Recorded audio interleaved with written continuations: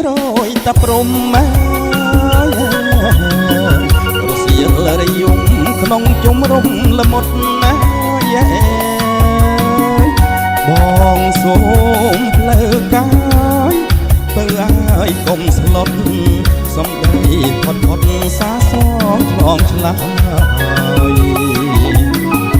ដៃឆ្វេងច្បូតសងដៃស្ដាំស្ទាបទ្រូង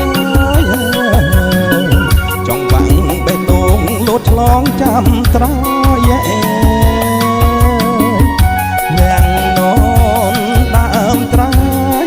យុបយន្តដល់ហើយឆ្លងទូក្រកត្រាយទៅហើយចាំទេបងអាចគល់ស្វាយប្រឡាយមាត់ច្រាំង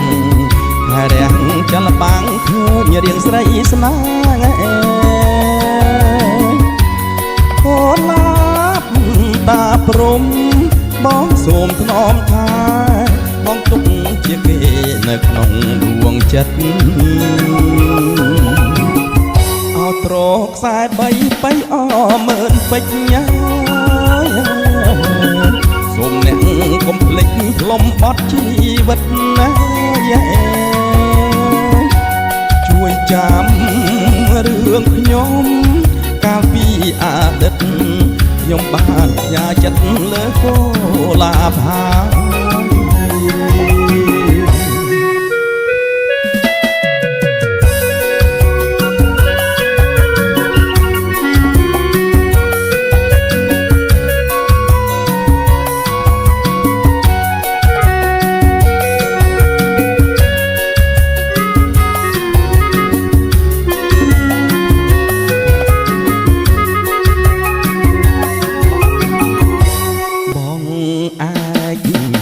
ស្វា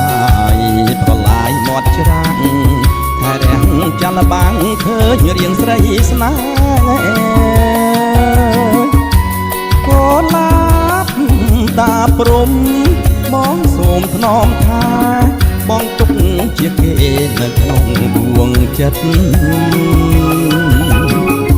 អោត្រខ្សែបីបីអមើលពេជ្ញសូមអ្នកកុំភ្លេចផ្លុំបត់ជីវិតណាជួយចាំ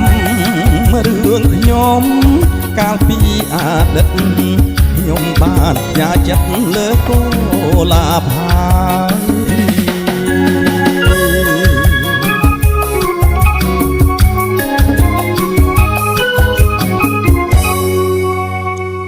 បាទអរគុណពុកម៉ែបងប្អូនបើសិនជាបាទចង់បានឈុតសនកាតដែលសំឡេងល្អ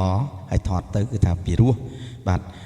ក៏អាចឆាតមកតាមเพจបានមកណាបាទតាមเพจហើយកុំភ្លេចបាទជួយ like ជួយ share ម្នាក់មួយផងអរគុណណាស់បាទជួបគ្នាក្នុងឱកាសក្រោយសាជាថ្មីសូមអរគុណសូមគោរពលា